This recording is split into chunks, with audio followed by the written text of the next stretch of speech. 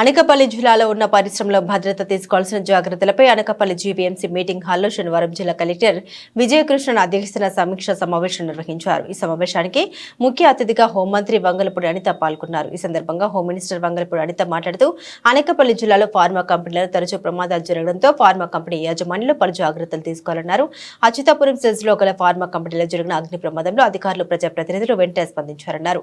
అవాస్తవాలు అబద్దాలు చెప్పడంలో మాజీ ముఖ్యమంత్రి పులివెందుల ఎమ్మెల్యే జగన్మోహన్ రెడ్డికి వెన్నతో పెట్టిన విద్యాని ప్రమాదం జరిగిన వెంటనే అధికారులు ప్రజాప్రతినిధులు స్పందించలేదని జగన్మోహన్ రెడ్డి అనడం విడ్డూరంగా ఉందని తెలిపారు. ప్రమాదంలో చనిపోయిన వారికి ₹1 కోటి, తీవ్రంగా గాయపడ్డ వారికి 50 లక్షలు, స్వల్పంగా గాయపడ్డ వారికి 25 లక్షలు అమౌంట్ ఇచ్చామని తెలిపారు. వైసీపీ ప్రభుత్వంలో ఎల్జీ పాలిమర్స్ ఘటన జరిగినప్పుడు తీవ్రంగా గాయపడ్డ వారికి 20,000, స్వల్పంగా గాయపడిన వారికి 10,000 ఇచ్చారని, ఎల్జీ పాలిమర్స్ ప్రమాదంలో ఆసుపత్రిలో చికిత్స పొందుతూ కొన్ని రోజుల తర్వాత మృతి చెందిన ముగ్గురికి ఇప్పటి వరకు ₹1 కోటి అమౌంట్ ఇవ్వలేదన్న విషయం గుర్తు తెచ్చుకోవాలని తెలిపారు.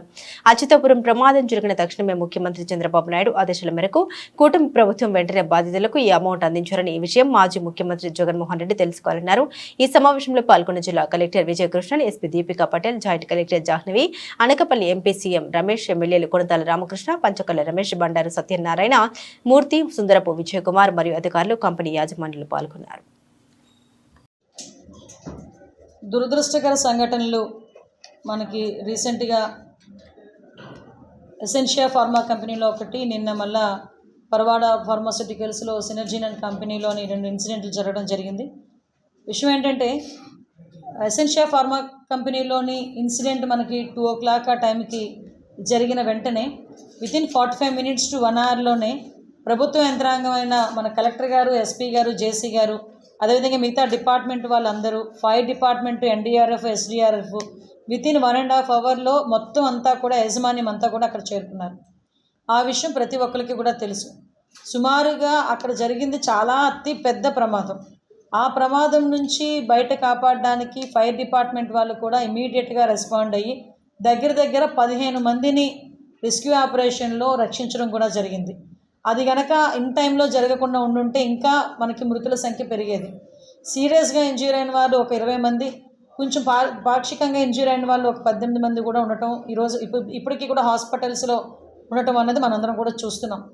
అంటే సుమారుగా 17 మంది చనిపోయిన తర్వాత అంతకుముందే ఇమీడియట్గా రెస్క్యూ ఆపరేషన్స్లో కానీ, ఫైర్ని కంట్రోల్ చేసే విషయంలోని కానీ ఎక్కడా కూడా కాంప్రమైజ్ అవ్వకుండా డిపార్ట్మెంట్ వాళ్ళందరూ కూడా దగ్గర మంటలు ఆర్పిన తర్వాత ఆ రెస్క్యూ ఆపరేషన్స్ అన్నీ జరిగి ఏవైతే డెడ్ బాడీస్ని బయటకు తీసుకొచ్చారో ఆ డెడ్ బాడీస్ అన్నింటినీ కూడా కన్సర్న్ ఇక్కడ కొంతమంది ఎన్టీఆర్ హాస్పిటల్కి, కొన్ని కేజీహెచ్కి తరలించి మిగతా వాళ్ళందరినీ కూడా ఇమీడియట్గా ఎక్కడ హాస్పిటల్స్ ఉన్నాయో అన్నింటి దగ్గరికి పంపించడం జరిగింది.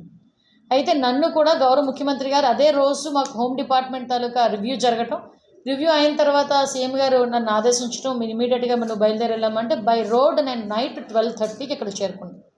12:30 నుంచి మరుసటి రోజు చంద్రబాబు నాయుడు గారు వచ్చి వెళ్ళినంత వరకు కూడా నేను ఆ ఫార్మా కంపెనీ దగ్గర నేను కూడా స్టే చేశాను. అంటే సుమారుగా అక్కడ ఎటువంటి ఇబ్బంది కలగకూడదు, ఫర్దర్గా ఎటువంటి సంఘటనలు జరగకూడదు. అక్కడ జరిగిన వాటికి వాళ్ళకి సహాయ చర్యల్లో పాల్గొనాలి. నెక్స్ట్ డే సీఎం గారు వస్తానన్నారు. ఆ ప్రోగ్రామ్ కూడా మనం ఒకసారి దగ్గరుండి సార్కి అన్ని చూపించాలి, ఎక్స్ప్లెయిన్ చేయాలని ఒక మంత్రిగా ఉన్న నేను, కొనతాల రామకృష్ణ గారు మాతో పాటు ఎర్లీ మార్నింగ్ 5 o'clock వరకు మాతో పాటు ఉన్నారు. నేను ఎందుకు ఇవన్నీ చెప్తున్నానంటే, నిన్న పులివెందుల ఎమ్మెల్యే గారు ఇక్కడికి వచ్చారు. వచ్చి ఉషా ప్రైమ్ హాస్పిటల్లో ఉన్న వాళ్ళని సందర్శించి బయటకు వచ్చి ప్రభుత్వ యంత్రాంగం పట్టించుకోలేదు, అధికారులు ఎవరు రాలేదు, మంత్రులు ఎవరు రాలేదు, మంత్రులు ఎవరు స్పందించలేదు.